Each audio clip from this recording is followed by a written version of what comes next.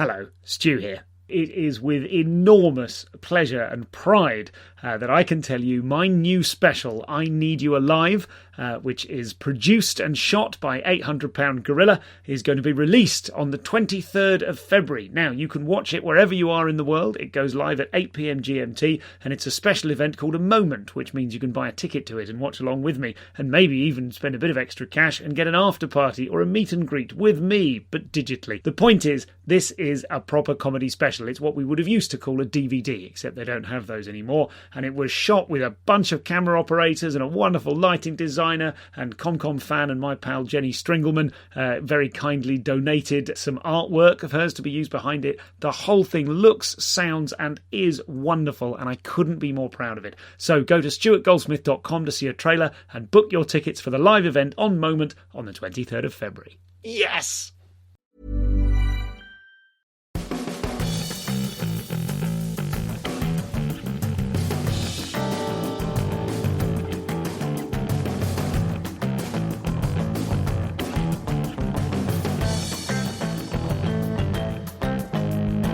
Hello, Stuart Goldsmith here, and here is another dip into the ComCompendium, the archive of older and elderly episodes from the last 10 years of the Comedian's Comedian podcast, which I am spraying at you. Why would I say that? Which I am delivering politely to your ears in order that we celebrate those that have gone before, and also to keep the feed alive whilst I work on the big book, which is killing me at the moment, particularly because I've started writing in earnest on this year's Edinburgh show, which I'm so excited about. But I'm sort of writing 3 big projects at once, and I'm not the sort of person that normally does that many things. So it is a challenge. Having said that, you do have the chance to come and see me at the Vault Festival, which is very exciting. That's like an exciting Cool Kids festival in London. So I hope you'll consider coming along to that, which is on the 8th of March. So come along and see me there at the 8th of March. You can see me before then if you're in Leicester at the Comedy Festival on the 25th of February, doing a similar work in progress of the same show. And I'm also going to be at Top Secret Comedy in Drury Lane in London's glittering and frightening West End on the 18th of March. So you can come and see me at one of those. To find links for those, go and follow at ComCompod on Twitter if you use that platform. And there's a sort of general link in, like it's a link tree, which then maps into loads of other link trees. Very exciting. But if you basically go to linktree.ee/Stuart Goldsmith, you can find out all about that stuff. More from me in the middle. For now, we are going to hear from Mr. Romesh Ranganathan, who very kindly came and appeared at a live edition of the podcast at Soho Theatre in, 2016, which by my reckoning was about 5 minutes ago, but apparently is longer. We're going to talk about... What do we talk about? Stealing jokes from a book in a Pontins talent competition, age 9.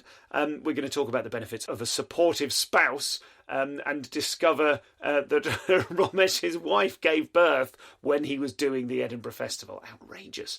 We'll talk about his Live at the Apollo set, which at that time was very recent, but he's gone on to, I think he's probably hosted it by now, if not turned up several times. And we are going to talk about, and this is particularly exciting, I think, the larval state of his early material being so bad that it makes him want to give up comedy, which is manna from heaven to all creatives. So this is Romesh Ranganathan from 2016, and I saw Rom recently. He was on the Graham Norton show, and I saw him backstage, and he was looking very slim and dapper, as you might... Have you noticed this? This is a thing that happens when people start getting very successful, particularly with men. I notice. I've seen this here and there. Men, once they are successful and have options, and presumably not loads of time, I know they're all very busy people, but staff, maybe not permanent staff, but a lot of the minutiae, I imagine, is taken out of their lives, and so they go, I'm going to get myself a personal trainer, and then they either slim down, in Rom's case, or bulk up. I saw some of Paul Smith's content recently. The man's absolutely enormous. Anyway, enough of that. This is Romesh Ranganathan from 2016, and I'll speak to you very briefly in the middle. Enjoy.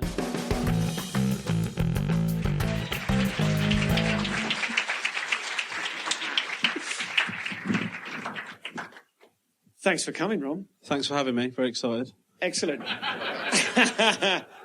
Let's start with the very first thing. Now, we've had to sort of we had interesting conversations backstage and repeatedly had to say... Oh, he's such a prick, isn't he? Anyway, but we can't tell you who we're talking about. Oh, what a wanker. No, I'm joking. Oh, shit. No, he is a prick. No, he is a prick. So, let's start then with the very first thing you said when you came on stage. You said, "Great to be here," and everyone laughed. This is the Romesh Ranganathan stock in trade, being professionally unimpressed with things. I didn't realise until I saw Asian Provocateur how much I wanted to watch you wander around paradise being unimpressed with it. Let's talk about that thing that you bring to the stage, more so than a great many other comedians, which is a combination of authorial disappointment. Yeah. I don't. It's not a thing that I'm consciously doing. I think it's just how I am. I guess. I suppose, because sort of some people have said to me, "You're such a grumpy bastard, like on stage." Is that can't be real? How horrible you are. Not horrible, but like sort of how moody you are. Finally, fucking hell, I'm parched over it. Jesus Christ, Thank you so much. I'm drying up. I don't know if you heard this answer. It's dog shit. But but basically, I don't think it is. Thank you very much. I don't think it is. I think that it's just how I genuinely feel. I don't really get excited by much, I suppose, and so I sort of feign excitement in social situations because you're supposed to, aren't you? If somebody tells you something, you have to. You have to look impressed or happy about it. But I don't necessarily... you don't have to do that on stage. You can just sort of be whatever you want, and it's fine, I guess. Isn't it? Except for not funny. People don't go for that. But apart from that, you can be whatever you want. But you would probably agree that... sorry to blow the gaff here. Backstage 5 minutes ago, you were a little bit more chipper than this. So there is an extent to which you're putting on your public face. Well,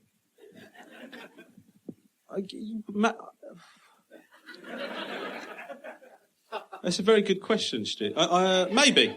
I don't know. I haven't thought about it, to be honest with you. Okay. I don't. For example, I'm not about to go on stage and think, right, time to get cunty. Do you know what I mean? I just sort of. I come Potential show title for the next tour. Hey guys, time to get cunty. Yeah. No, it's just. I guess it's just how I feel comfortable on stage. I guess that's. Yeah, that is it. That is it. I've stumbled across the answer. Okay, so the other thing that you have on stage, I think, is you have tremendous authority. You really look like you not just own the space, but I noticed on some of you, I was watching a lot of your YouTube videos, clips of TV and stuff. Thank you. There's a lot of stuff available. Check it out. Well, something you should definitely check out. After you've enjoyed the video, look down and see that even the negative comments kind of respect you. Like, almost no one is calling you a wanker. People, I'm trying to remember exactly what he said. Mate, you haven't seen my Twitter feed. Oh, Jesus Christ. But there's someone like, in fact, it was the comments section under an article in The Guardian that was about the TV shows, about Asian Provocateur, for which you have been recently BAFTA nominated. Many congratulations. Thank you very much. Thank you. I threw that to the audience and 50% of them were impressed. Yeah, so that's nice to see. Not heard of BAFTA. But there was a comment underneath it whereby, like, I had to look 10 comments down to find anything remotely negative. And by the way, that's terrifying that you're looking at those comments, by the way. Yeah, well, it's important for me to know what insane people on the internet think about you. But someone said something negative. They said, yeah, he thinks he's clever. And then they said, I mean, he may be clever, but I'm just not getting it. And I thought, that's the most respectful slam that I've ever seen of anyone. And I did wonder, now listen, I've got to try and quote this. We're going to do a listener question very early on. This is from Robin Hughes. Mr. Ranganathan was previously my head of sixth form. You can tell him that I thought his assemblies were rubbish, but now I realise he was finding his voice. Now, obviously, I'm partly reading that. First, that's not even a fucking question, mate. That's just... I'm partly reading that for comedy value because I was so thrilled that someone had gone, I'm someone from his old life.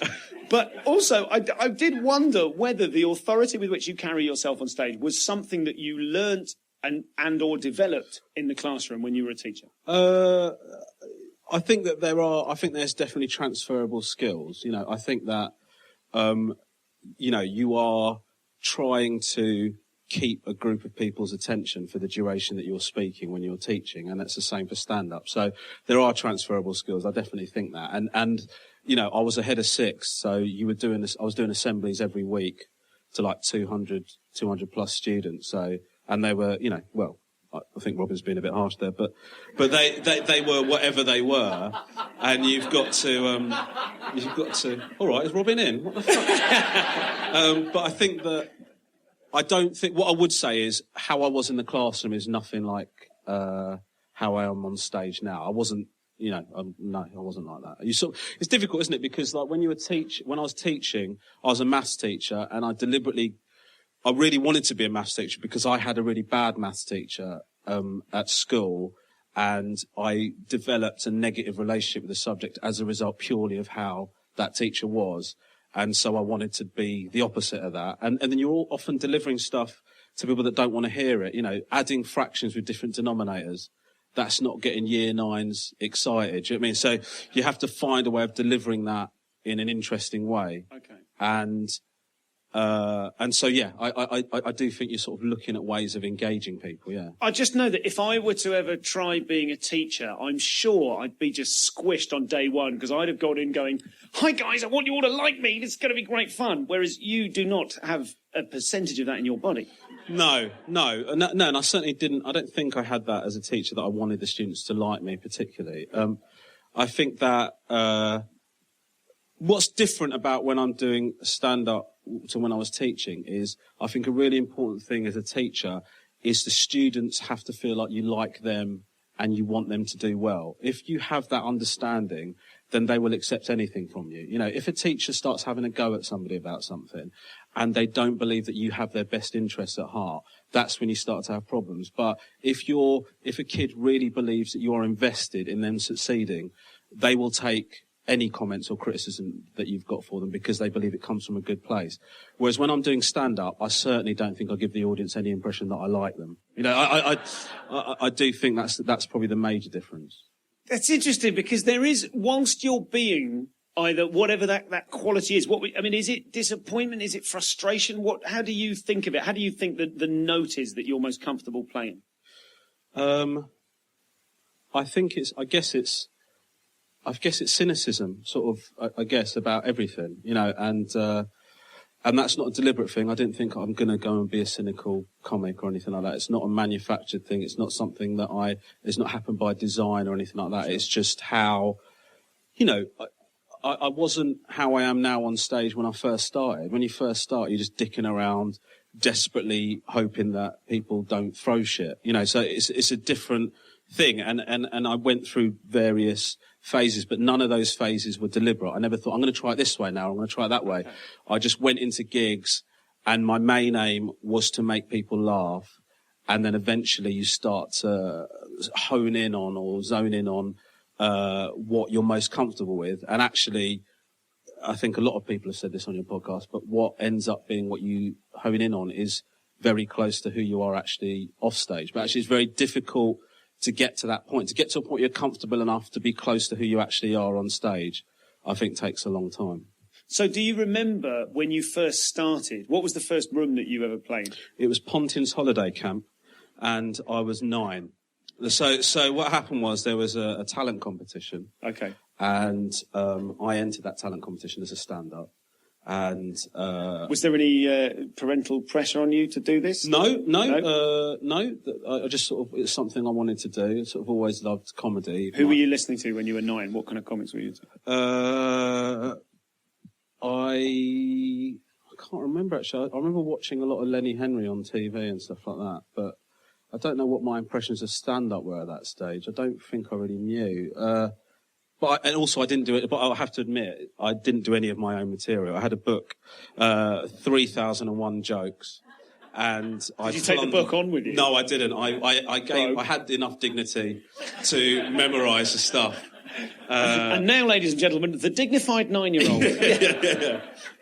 And then I did that gig. I delivered it in an entirely Sri Lankan accent for the whole act. I thought I need an angle. Do you know what I mean? There's... I thought I need something that's going to separate myself from all these 9-year-olds that are doing stand-up. What can I do?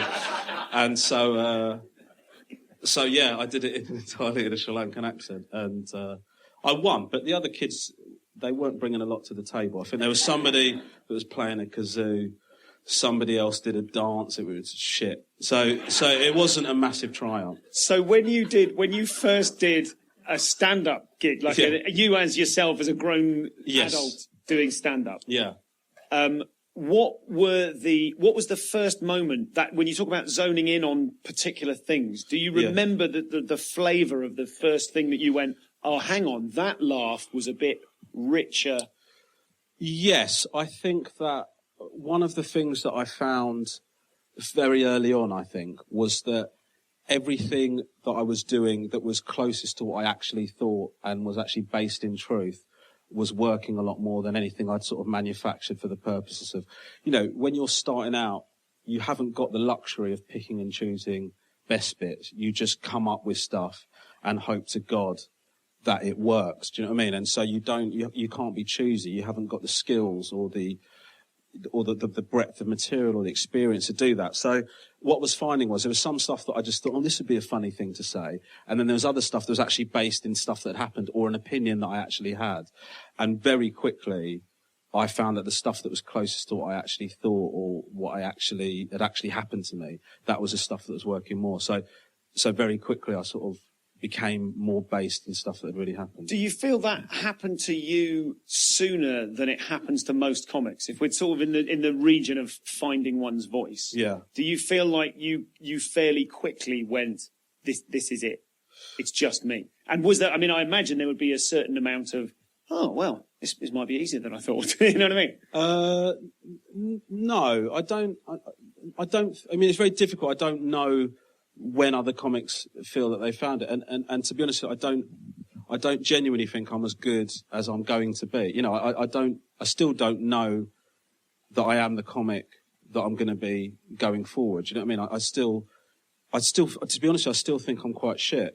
That's the honest truth of it. And I remember a few months into doing gigs, my wife actually said to me, I don't know if you really should be doing it, not because she'd come to a gig and was like, fucking hell, mate. but what had happened was I was teaching, I was doing gigs in the evening, and I really go into a dark, and I still do, and I haven't been able to get rid of this, is if it doesn't go well, I just go into a really dark space and like really get really sort of down on myself, and really, it's difficult. I find it really difficult to deal with it, even still now. And I remember coming home from a gig, and I'd work the next day, and I sat on the end of the bed, just head in my hands, and my wife was like, "What's going on?" And I said, "I was just shit. They didn't go for this, and I'm so shit at this. I'm so shit at this." And she said, "I don't know that you should be aspiring to do something that makes you feel like this so regularly." Do you know what I mean? Like, surely the whole idea of taking a risk and doing something is for something that makes you happy.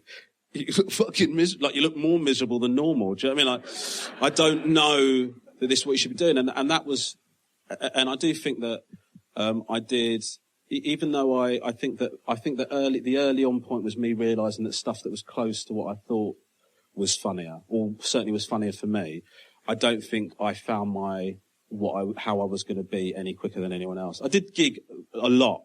Like shitloads.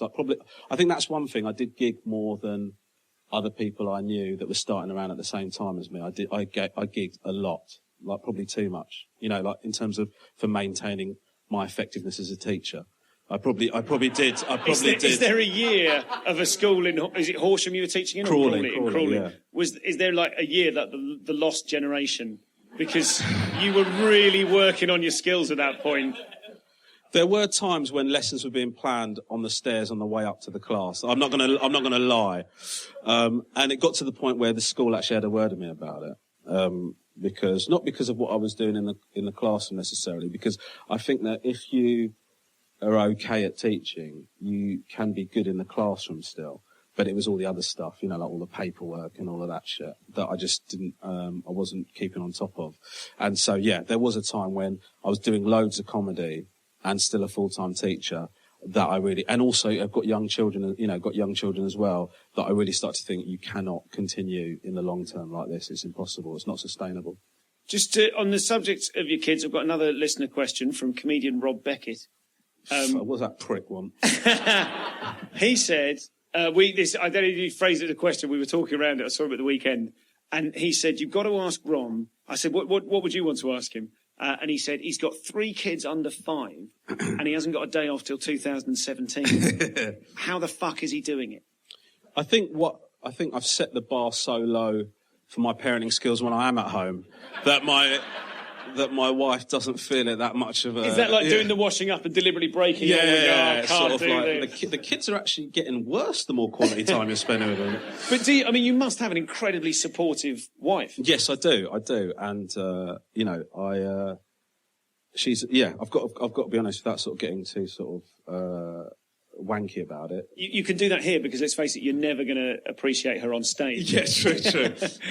No, she's been absolutely amazing, and I can't think of there hasn't been a single time when she's said, "Can you not go and do that gig?" Or she gave birth during the Edinburgh Festival when I was there doing a show. I mean, that 2 is stars. Yeah, and.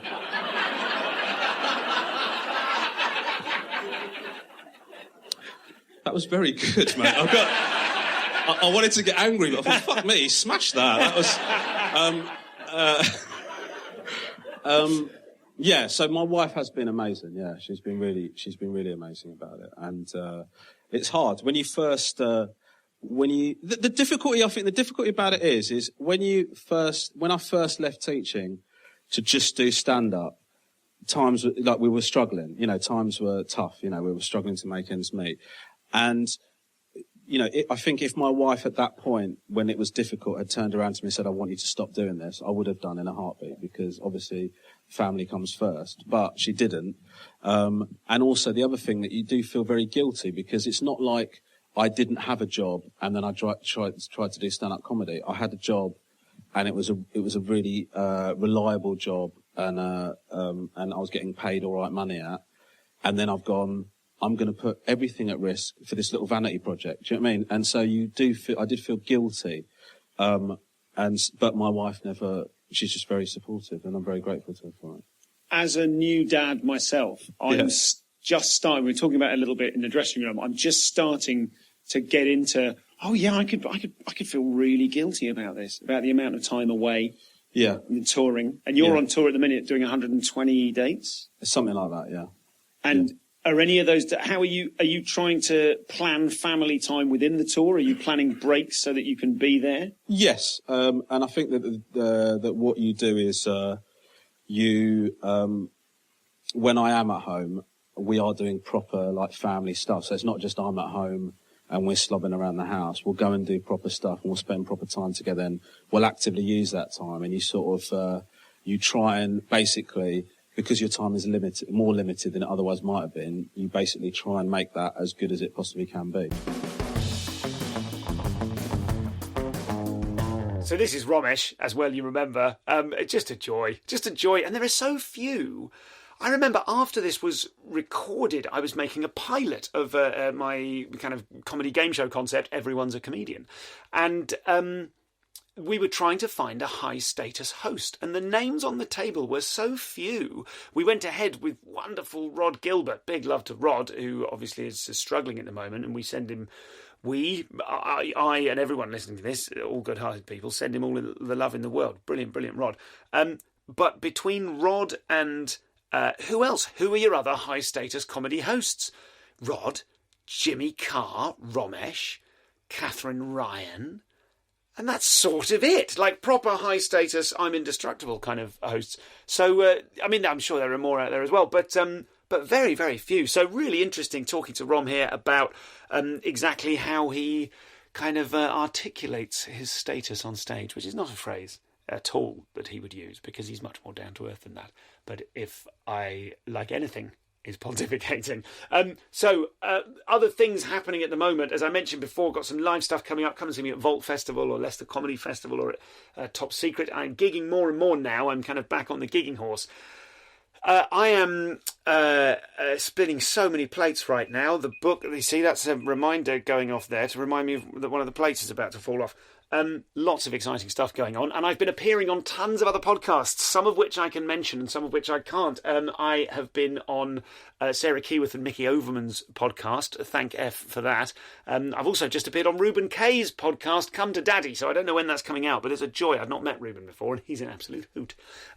So lots of stuff there, but the key thing I'm pushing right now is that you come and see some of this live stuff, some of the live previews, because I really need feedback on it, because it is a difficult subject and I am making a real meal of it, and I believe in myself, but I need you to help me believe in myself. So those of you who are already what we used to call super goldsmiths about 14 years ago, and somewhere out there Ruth, a lovely comedy fan lady called Ruth, remains Super Goldsmith 0001, the official first member of the fan club. Hello, Ruth.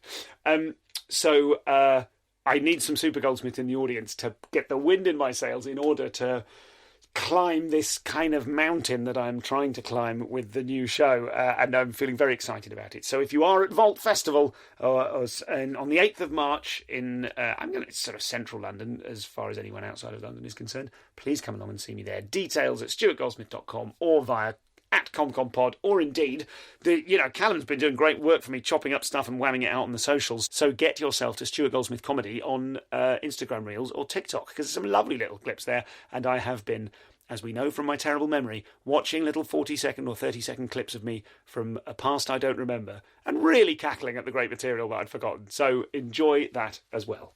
Here's Rob.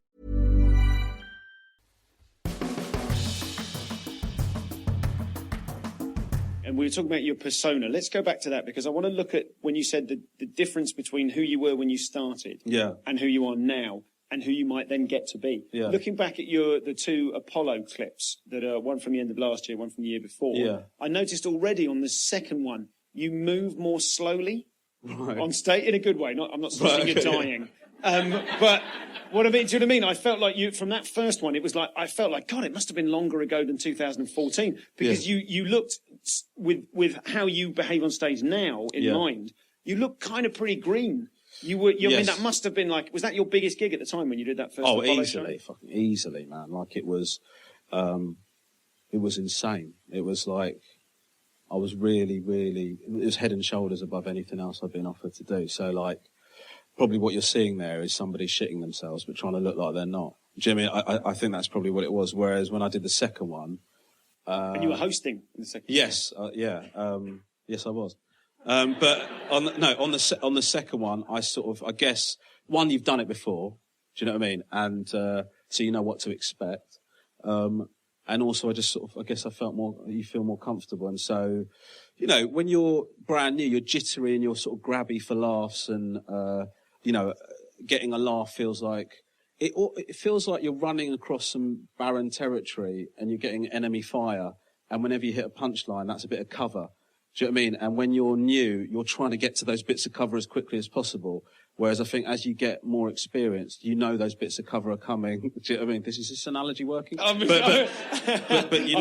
really keen for you to run with it and see if you can bring it home. But and so you're more relaxed in the way that you move through that. Yeah. Jesus Christ. No, that was good. I thought you were going to be like, but I've gradually started wearing a bulletproof jacket. You would never do that. Oh, what an arsehole that would be. I discovered I'm fucking bulletproof. Whenever anyone says something like that, that's the bit I'll be advertising the show with on Twitter. 3-second clip. So in the writing, what does it look like when you write? Are you someone that sits down in a methodical way and goes, right, office time, I'm writing? What does it look like when you're writing? Are you writing new stuff at the moment with the tour going on in the family? Are you still turning? I mean, presumably you're turning stuff over because you've got TV gigs, you've got specialist things you need to write.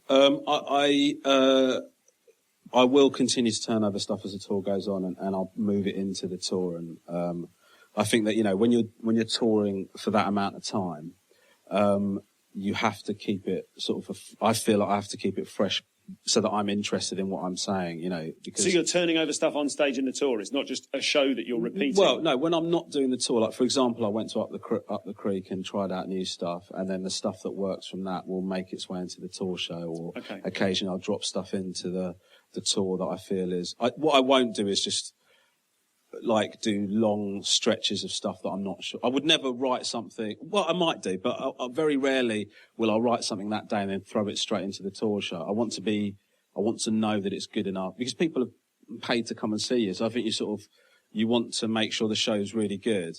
So that's why I did Up the Creek, for example. I do that, try the stuff out, and then there's stuff. But you're trying the stuff out. So once the stuff works, if you do it Up the Creek a couple of times, or those kind of environments, it gets put in. What I'm sort of interested in is it gets put into the current tour rather than saved for the next tour. Yes. So does that mean that the next tour will begin with this or similar stuff to how the current tour ends? Because it's not like this is show one and that's show two. No, but I won't take anything that I'm doing here into the next tour. No, I'll have a sufficient enough break. And I'll start from scratch with like blank page and start with. And what is for between now and the next 120 plus date tour? Yeah. What do you think is a sufficient enough break that you can put together? I mean, are you doing 2 hours or 250s? I'm doing at the moment. I'm sort of doing about 70, 75, and then it's sort of every so often it's as the tour goes on, it gets longer and longer basically. Okay. And how long are you anticipating it taking to put together from scratch the next show? I don't know. Sorry to frighten you with the idea. Yeah, you realise you're going to have to do it again, don't you? I don't know is the honest answer to that. I sort of, when I did Edinburgh the last time I did Edinburgh, it's 2014, I did my first show the year before, and then I thought I'm going to get straight on with the next Edinburgh show, and I started like working on it in sort of September, October, pretty much as soon as I got back from Edinburgh. And I got these bits that I thought were really working. And I was like, oh, Jesus Christ, Ron, you're ahead of the game. And then I chilled out. And then in May, I was in exactly the same position. And I thought, oh, shit, mate, you've become complacent. And then I started working out. I don't know. It's if I've got a completely blank canvas, basically how it works is, I will maybe one day go, right, I'm going to write 10 minutes today. I'm going to try and come up with a 10-minute routine. And then that night I'll go to a club and try it out and see how much works. And it's one of the things I cannot predict to this day is how much of that stuff will work. So I might go and do 10 minutes and go, holy shit, like 7 minutes of that is good to go. Not good to go, but it's got legs. But the next week I'll go with stuff that I'm more confident about going into it. And I'll come back and go, well, you can keep, hello, I'm Romesh Ranganathan, but apart from that, mate, you've got nothing from that. You know? Do you have those moments when you're writing that you stumble upon something and you just think, absolutely 100% confident that's going to work? Yes, I do. Like sometimes you'll have an idea about something and straight away you think, I'd be very surprised if that isn't a goer. And you go and do it, and it still needs, polishing and stuff, but the actual idea is there. Other times I will have an idea and you try the idea out. The problem I've got is that it sounds mental, but I don't write punchlines like when I'm coming up with the new stuff. I will find something interesting. So, for example, I had a situation where I couldn't come up. I was struggling to write stuff. I was just thinking, shit, man, I can't come up with anything. And I was talking to, do you know Bobby Mayer? Yeah. So Bobby Mayer said to me, Romesh, you're thinking about it too much. Just go and live your life and something will come to you. So I did. I stopped. I don't know if you know Bobby Mayer. That was an incredible Bobby Mayer. And you can check that out by downloading Bobby's album currently available. So I did that. I just stopped thinking about it too much. And then I watched Blackfish. I just was sat down watching it, and then straight away I thought, oh, this is something that I've got something that I want to say something about. And so I sat down and I thought, what do I want to say about this? But it wasn't jokes. It was like points. Yeah. And then I went out that night and tried it out. And the good thing about that is you're free and you're coming up with stuff. The bad side of that is there might not be a punchline in that whole thing. And then you leave with that room of people thinking that you are proper shit. But I think that's part of the risk, Are you in a place now, profile-wise, where I feel like you've, just over the last couple of years, 18 months, has just been explosive for you. Since appearing on Jonathan Ross, I think that was the moment when and I'm sure a lot of other people went, oh, fucking hell, what? Well done. Do you know what I mean? Because you just kind of, it's like a hop, skip and a jump. Oh, suddenly now you're kind of not someone that's trying to get on stuff. You're like an asset. Yeah. And people are going, yeah. Well, it doesn't pop feel in like there. that, but yeah. But does it not? No, I don't think so. I think it... BAFTA nominated. I mean, yeah, you've heard of BAFTA, yeah? No. But I would imagine it's about to start feeling like that. I don't know. Okay, I think I don't feel much different. Okay. To before. So the question is, presumably you're now in a place that when you walk on stage to do some new material, there's a bit of a reaction. I think. Like in terms of, just for anyone, and I know you know what I mean, but for anyone listening who might not, so we go, a bit of a treat for you now, it's Romesh Ranganathan. There's enough people in the audience going, it's that guy I've seen be funny on TV. Yeah. That affects their reaction to you or the ride that they give you when you're trying stuff? I guess, like, if people know who you are and then they think, oh shit, I wonder what the bit's going to be. But I think that buys you a minute or two, and then if it's really crap, then they settle down to thinking, I wonder how I'm going to construct this tweet about how this guy's shit now. So I do think that although your initial response is good, I think that the stuff still has to be good. I remember watching Michael McIntyre. I did the Brighton Comedy Gala, like the opening thing for the festival, and Michael McIntyre was a surprise guest, and everyone went nuts, and he was trying out stuff for the tour, and he just waited until that had all died down and then started doing his stuff. And I thought it was very interesting. You know, what he could have done actually was ride that the whole way through his 10, 15 minutes and go, boom, thank you so much. And then leave, right? But how were your assemblies crap when your impressions? But what he did was he let that settle, because what he wanted to do was just really see how this stuff goes. Do you know what I mean? So I thought it was interesting. So when you're writing, are you writing at a laptop? Are you writing in your head, in your car, when you're walking around? What is it? I will. I'm pretty good at. I will decide that I'm going to sit down and write, and then I've got like a notebook. I've got so many notebooks, and I just open a notebook and go, right, what do I think about this? And then generally what happens is I will. So I'll have some ideas, and I'll go on stage with the piece of paper with the ideas, or the notebook or whatever, try it all out, record it, and then listen to it sometimes, and then work out from that what bits I think have got legs and which bits haven't, and then I'll make a note somewhere else of the bits that worked. Okay. And then every now and again, when I'm really desperate, I'll go back to the original. System. But when I'm really desperate, I'll go back to the original notebook and there must be something else, like, please. Yeah, sure. But there often isn't. So can you give us an example of the most recent bit you've been working on, that you've sat down and written on, or that you've walked out and said, okay, there's no punchline on it, but here's the idea?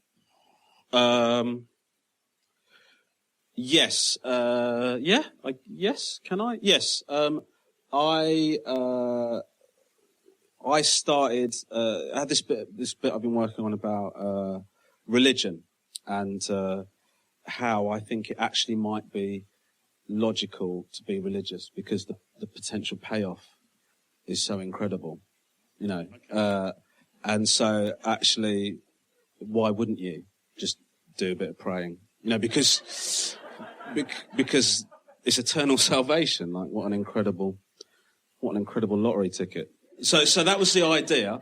Yeah. And then, so that's the initial idea, and then that idea, just to go right back to the beginning of that idea is like a fell into your head idea, or watching a program about religion, or mulling it over somewhere? Because that's quite a good, that's like a fully formed premise to begin with, isn't it? Yes, I guess what I thought is that I think, I can't tell you that this is definitely it, but I've got a vague recollection of seeing a post on Facebook about atheism and it pissing me off. And so I thought I'd quite like to say the opposite to that.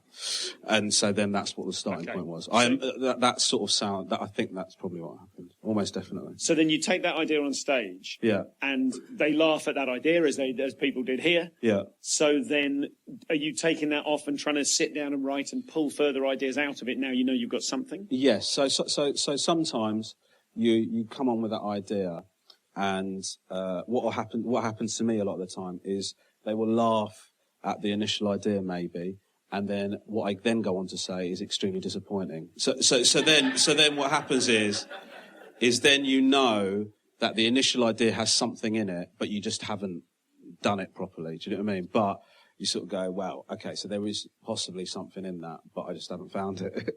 So then I'll go back and work on it. But sometimes I'll present an idea and they'll go, no, mate. And so then there will be no further development on that, and I will try and forget. There are some things that I've said that are so shit that I've actually thought maybe I shouldn't be allowed to continue doing comedy. But I think that you have to allow yourself to continue doing that. Do you know what I mean? That I totally agree with you. I really struggle with that myself. Yeah. And if you are someone who, like me, has moments of thinking, "Oh Christ," like you were saying before, the real dark moments of going, that you still have to this day. Yes, you said, even despite all of the logic, well, let's look at the actual material facts of how well you're doing. Yeah. How does that aspect of your life sit with trying new stuff, finding it disappointing? Do you know what I mean? How do you stay positive about that? With what strategies are you coping with the darker times? I think struggling with the darker times, it's sort of two things that you're sort of asking there, I guess, is struggling with the darker times. I've just had to accept that is something that I'm going to feel, I guess. Do you know what I mean? You sort of think. And these are creative ones, or with no, it'd just be like, say, for example, I guess everything, but like, in terms of comedy, you sort of like think, you go through phases of thinking that you're really shit at it. And I go through a lot of phases of that. Is a lot of my time is spent me thinking I'm not very good at it. But when you think, oh, that is how I'm going to feel, even though it still feels crap, you still just sort of deal with it. But what that does actually, bizarrely, is it helps the other thing, because if you think you're shit, then you're massively desperate to get better.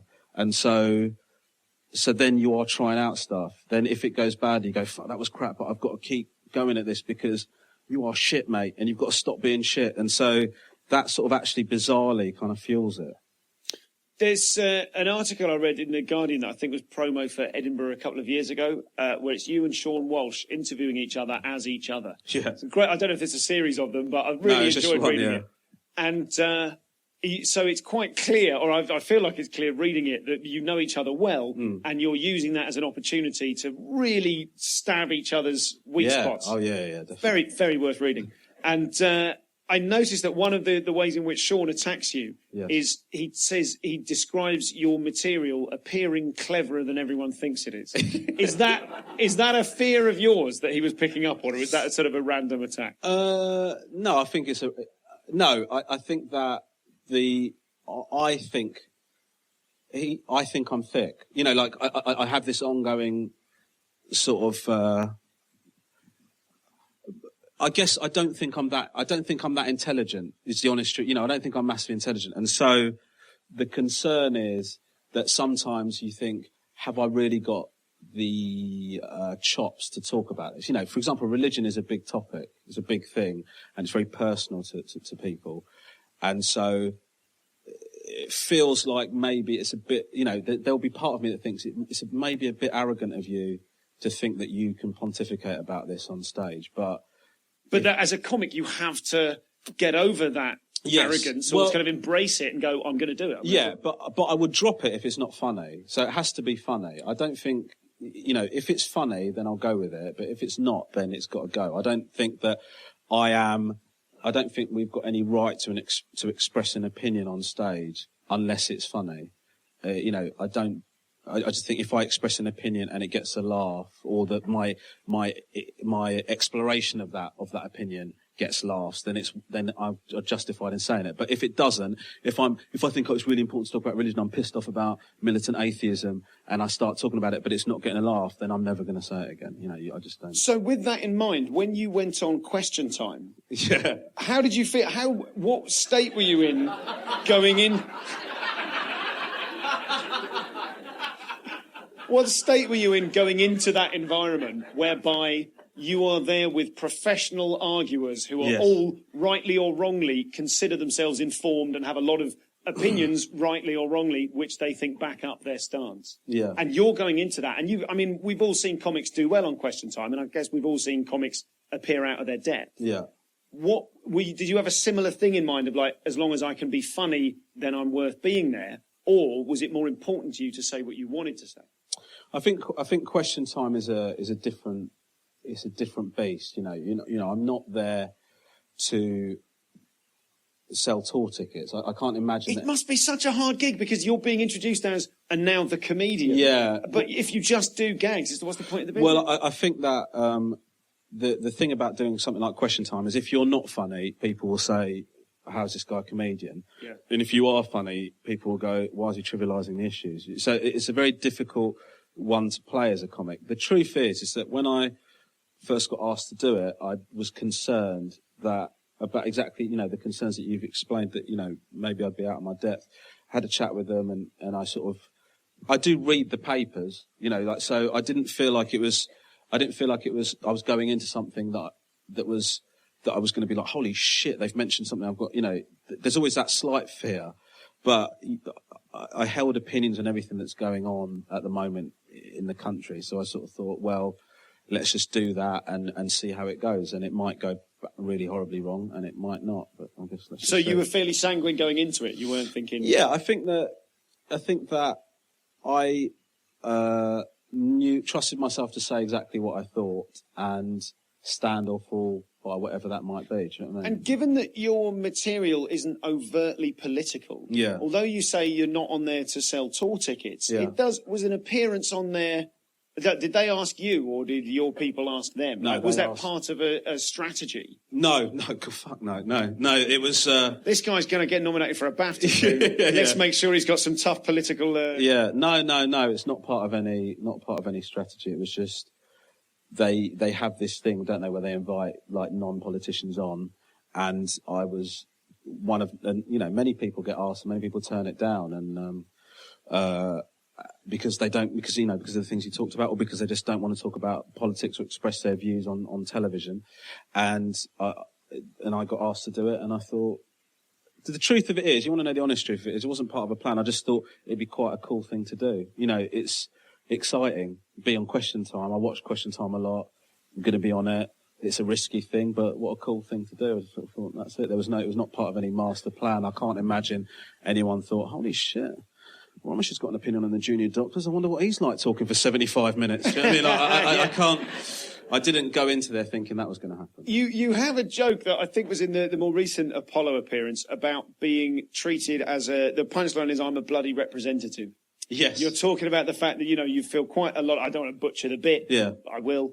You're talking about the fact that as an Asian man, as a British Asian man, if you bump into someone, then you could, your opinions, you're such a git that you could push them over the edge if they were considering racism. Yes. Yeah. It's such a muscular bit that I can do it badly and still get a great laugh. So well done.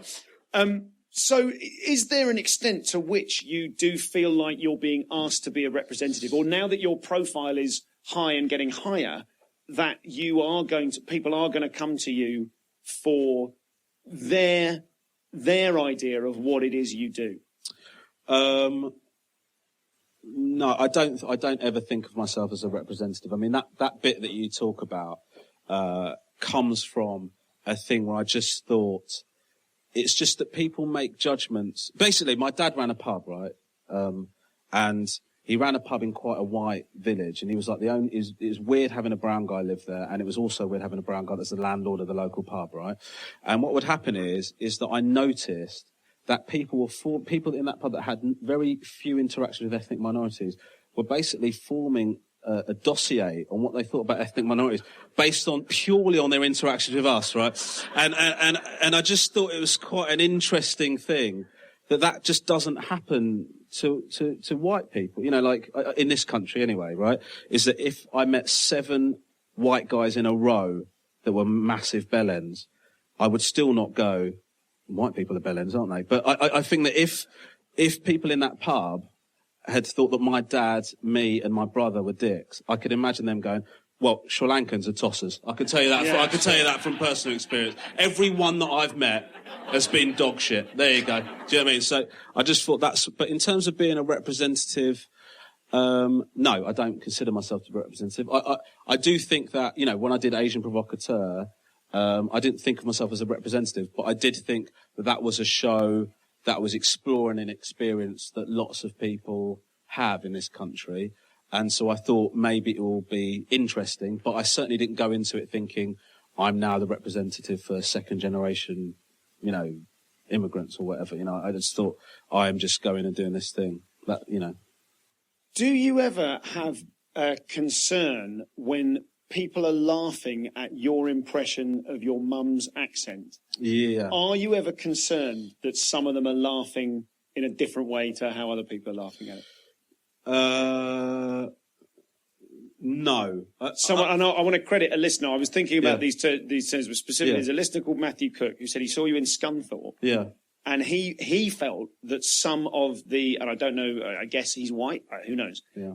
He said that he thought some of the crowd were just laughing at a funny, like the but ding ding funny accent and the head wobble. That when you do that bit of material, that it's kind of like... if you haven't seen me, that is not the whole act, by the way. I used to think, But it is by no means the whole act, but it is a huge laugh in the act, and it is framed as... I mean, the premise of the bit is some people are so elderly in this country, you can forgive them a bit of racism. Yeah. I almost could throw in a head wobble, which you then do throw in a head wobble, and woof is an enormous laugh. Has that ever given you cause to think about how that bit is being received? No. I do think that is a genuine... I do think it's a valid point that... Is it Matthew that Matthew's making? Is it Matthew? Yeah. I do think he's got a valid point. Maybe he did feel like that. I don't know. Well, he did feel like that. He said he felt like that. But what I think is that I will do it if I feel justified that the joke isn't purely me doing the actual. I'm making a point, and yes, that is a bit of a garnish to it. But I'm doing that to illustrate the point, and maybe I'm wrong in that. I'm not saying I'm infallible, but that's how I feel. I wouldn't ever do it just for the hell of it. I would do it if certainly if you're an ethnic minority comedian, there is that question of how much do you talk about your race in your act. You will always get criticised, I think, for either not referencing it at all or referencing it too much, and that's always a concern. But my personal rule has always been, if I think the idea is strong enough, and I think the joke is good enough, then I will do it. Don't think I would do it gratuitously, but I'm fully prepared to accept that might be the case. I had a bit in my first show where I talked about being in a barber shop and this guy assuming that I was an immigrant, right? He sort of, I'd said something about it being hot, and he said, "Oh, bloody hell, you come over here," and then he complained about how hot it was. And then I sort of respond to him. And I remember at some gigs, people were laughing at what that guy was saying to me. And then I thought, oh, shit, they agree with him. Do you know what I mean? And so I remember being thinking, holy shit. But I can't be held responsible for how everybody's responding to that. All I can be responsible for is my justification for doing it. Ben Mumford says, what's it like being a chubby vegan? That's rude. We're not having that. Never mind. Fucking hell, mate. I wanted to. We're nearing the time when we must wrap up. I knew it would be worth doing that. You loved it. I loved it. Look at his face. I loved it. Prick, man. I would never have done it. I met Ed Gamble earlier on today, and I said, "Look, I got these questions," and he said, "You've got to do that." So I said, "It's full." Talk to me about fearlessness on stage, because you used to be a rapper, as is a matter of public record. Yeah. Ranga the Lazy-Eyed Assassin. Yes. Fucking great name. Thank I you. like to think I'd have bought that if I saw that in a store. Yeah. Sold a few copies in Horsham. And your rap battle on the, I can't remember what the name of the thing, I think it's just called Comedy Rap Battles, when you and Comedians Rap Battles with Donnelly. Comedians Rap Battles, which was so much fun to see. There's a lot of these things, you can find them on YouTube. I forget the name of the production company, but if you search Comedian Rap Battles, you find them. You versus Carl Donnelly. He goes first. and as 99% of comedians who do it is reading from a list of pre-prepared quasi-rhyming put-downs. Yeah. And then you're standing there in your hoodie with your bag around you, with your man bag, and genuinely freestyling. Yes, I was. But what I would say is, and it's when you watch it, if you do go to watch it, you will see this quite clearly. Is that what Carl was doing was actually good? He had put some thought into it, and what I did was talk about his mum, and so it rhymed. Yeah, it did rhyme. But actually, quality-wise, I would argue that what Carl did was a lot better. But what I did was try and play to the audience. If you're talking about someone's mum, how can you lose? But you were improvising about something. Yes, I was. You hadn't pre-written that? No.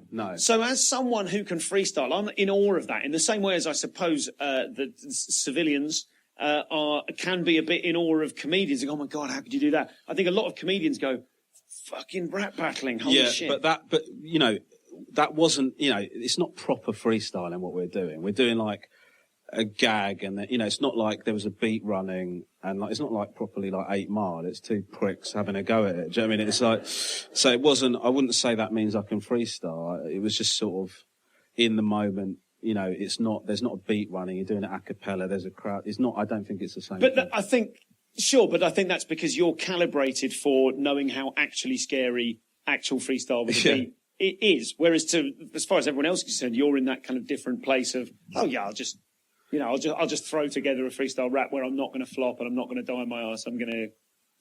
Yeah, maybe. I'm just interested in that aspect of comedy which is about fearlessness, and I think in many ways your kind of comedy genetic makeup as ex-teacher, ex-rapper. It's quite easy to imagine you going into something like Question Time going, yeah, I'll try this. In a way that I think a lot of comedians would go, I'm really not sure. Yeah, no, but the truth is I wasn't sure, and I wasn't sure about Question Time just because I'm not, I don't think that, I don't think I'm massively qualified to do it, but I think within the remit of being a non-politician, I feel that I've got enough opinions on stuff that it'd probably be okay. But that's not to say that I wasn't shitting myself before I went on. There's always the fear that somebody will mention or sort of go, and I'd just like to ask about the Malawi Agreement of 1979 and how that pertains to the current taxation policy in Ghana. And then David Dimbleby would go, Romesh. And then like there's... There's always that fear, do you know what I mean? But do you feel that Dimbleby was kind of part of his job as host must be don't make the comedian look like a bad booking? Maybe. I think obviously they will. They didn't explicitly say this to me, but it's what they're doing is that they're looking after you a bit more than they would do the politicians. It's not your job to be informed and eloquent and come up with the figures for anything that comes up in the moment. That's not my job to do that, and so I think that they look after you. Do you know what I mean? They're great. They express their gratitude very openly for you coming on and doing the show, and they look after you. And they made what was a very nerve-wracking experience, quite a pleasant one. So. One more thing on writing, which is that do you recognise certain tropes in your own writing? Do you ever find yourself like you've written several hours now of material, also equivalent on tour shows, if not hours. Do you find yourself ever? Do you ever look at a bit and go, I'm doing that thing that I do again? Yeah, I think you. Yes, I do. I do. You do find that because you've got the same attitude. Sure. To everything. And is that a problem, though? I mean, I released the Jimmy Carr episode today, or part one of that, and I put that to him, and he said, oh, yeah, all the time, don't worry about it. Do you know what I mean? That you kind of like, if you're turning over 1,000 attempts at a joke a year, it's going to happen. But I think with someone that's not like an explicitly one-liner person, it might be more problematic if you go... Yeah, I think so. I think that happens a little bit with sort of... your attitude towards something. You might think, well, that's the same sort of thing as I've said before. But the other thing I find, the biggest problem I find actually, is that I talk about a topic and then the next year I think of a lot of better things I could have said about that topic and then think, shit, I wish I hadn't dealt with that topic last time, and I tried to do it this time, because you sort of get better, don't you? Hopefully you get better as you go on. Well, in the way that Jim Jeffries goes, OK, every show is going to have 20 minutes on religion. Yeah. Because he's always got another 20 minutes of things to say about religion. So sometimes I think that I worry about that, but I think that you can worry about those things too much. I think you can overthink it. I think you trust in yourself that it's good, and you keep pushing yourself, and then hopefully everything else takes care of itself. When you left school, did you feel confident you wanted to be a comedian at the time? No, I didn't. That Pontins gig was... Who books that, by the way? That Pontins gig was just a one-off thing. I didn't think I must at some point build up on the momentum from that. But I left, to be honest with you, man, I left school wasn't even considering doing stand-up as a career, because I just didn't think you could. I just didn't think it was within the realms of possibility. And even when I started doing stand-up as a teacher, I still didn't think I was definitely going to do it I just thought it was so difficult to be doing this as a job, that it hadn't occurred to me until later on. And then I thought, maybe I could do it as a job. But it wasn't like, I didn't always have this comedian thing on the back burner and think I'm going to go to that career eventually. It wasn't part of a grand plan or anything. Curveball, you look great in purple, and you're always wearing purple. Have you seen a stylist? No, I haven't. But I'll tell you what did happen, right? I'm glad you've mentioned. Well, I'm not glad, because it's quite an embarrassing story. But what happened is when I was doing, I think it must have been like my first Edinburgh solo show. I went and got some photos done, and I went to see my agent after. She'd been sent the photos, my agent at the time, and she said, these photos are unusable because of what you're wearing is so terrible. Right, so and I looked through the photos, and I was like, yeah, I look like shit. And it was a really horrible journey home, because I was wearing like a... You look like you were looking to see if anyone else was wearing it. I had this sort of like, I just basically had chosen the wrong shit, like for that photo shoot. And it happened to be that I'd taken a lot of terrible outfits. And so there was a series of photos where I looked shit in one thing, and then I changed into something else, and I looked shit in that. So there's variations of shit, 50 shades of shit. So then I went home, and I was really a bit gutted about it. And I said to my wife, my agent said to me that my clothes are like shit. And she goes, yeah. And I said, what, is this a thing? She goes, yeah, like you never dress well. And then I thought, oh, fuck.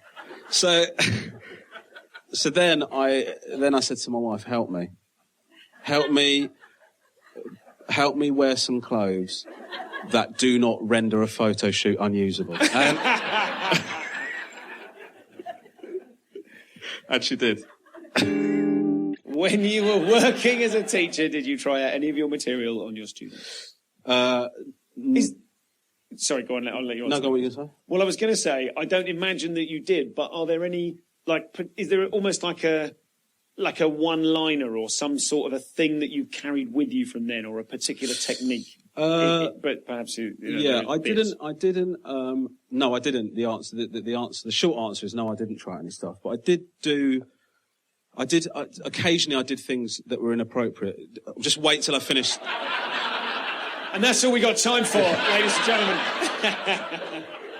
Basically, it's not a very funny. It's not. I don't think this story is very funny, but it is an example of me misjudging a situation. So every so often we had an assembly where one of the forms, the registration groups would deliver the assembly. So they planned something and do it. So it was Valentine's Day, and so they did an assembly about Valentine's Day, right? And had all sorts of figures about how the amount of contraception that gets bought around Valentine's Day increases, and then they were talking about other bits and pieces.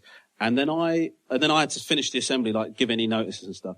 And I thought it was funny. I said, I think it's interesting sequencing that they talked about the contraception sales immediately before talking about people buying Valentine's stuff for their pets. Because I just said it as a funny thing that happened in the moment. And then when I looked across the hall, like, the sixth formers were laughing, but one of my colleagues was going... and, like, I sort of realised that I shouldn't have done that. Do you know what I mean? So there's, you know, that's sort of a thing where you sort of look, I guess you're looking for a funny... But the problem I had was that when I first started, I had, you know, I was doing open mic gigs and I started to run a gig. My dad said to me, because I was complaining about not having enough stage time, he said, just run a gig at the pub and you can host it. It's an easy way of getting stage time. So I started putting on this gig at my dad's pub and students would turn up. And I remember some of the gigs, it would just be sixth formers. And it'd be like an assembly, but bluer. Do you know what I mean? It was mad. It was really mad. Ladies and gentlemen, please thank Mr. Romesh Ranganathan.